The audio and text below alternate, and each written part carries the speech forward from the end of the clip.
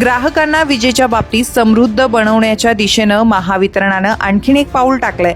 दिंडोरी उपविभागाच्या वतीनं अवनखेड तसंच वलखेड या गावात स्वयंपूर्ण महाराष्ट्र निवासी रूफ टॉप सोलर योजनेसंदर्भात जनजागृती करण्यात आली। उपकार्यकारी अभियंता निलेश नागरे यांनी ग्राहकांशी संवाद साधत योजनेचं महत्त्व पटवून दिलं। दारिद्र्य रेषेखालील तसेच आर्थिकदृष्ट्या दुर्बल घरगुती वीज ग्राहकांसाठी ही सोलार योजना राबविण्यात येत आहे।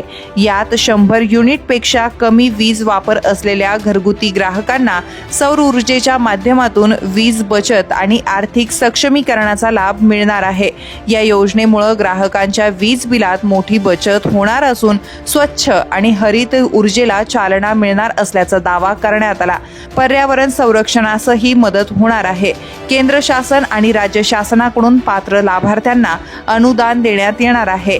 1 किलोवॅट सोलार सिस्टीम बसवण्यासाठी दारिद्र्य रेषेखाली ग्राहकांना केवळ 2,500 रुपये भरावे लागणार आहेत।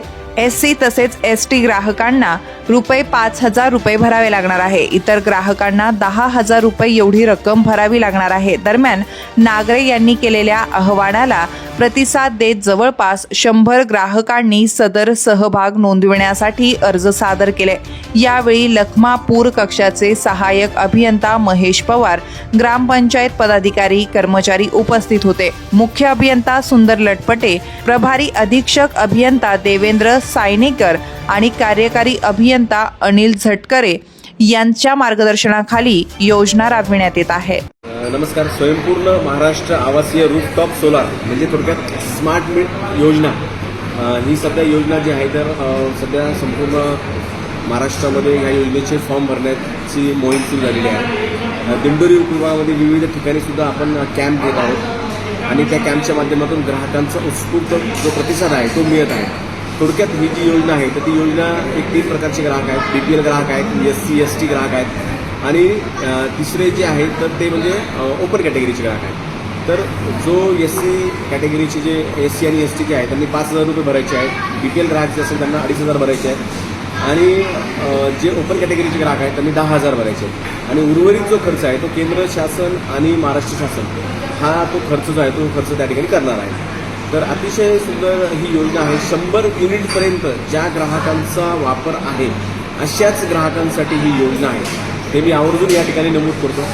तरी समस्त आपल्या दिंडोरी उपविभागाअंतर्गत जेवढे गावं आहेत त्या सर्व गावामधील सर्व नागरिकांना म्हणजे अर्थातच 100 युनिटच्या खाली असणाऱ्या नागरिकांना या ठिकाणी आवाहन करतो की त्यांनी या स्मार्ट योजनेचा लाभ घेऊन तात्काळ आपले जनमित्र आपले इंजिनियर्स यांना संपर्क करून रजिस्ट्रेशन करून घ्यावे।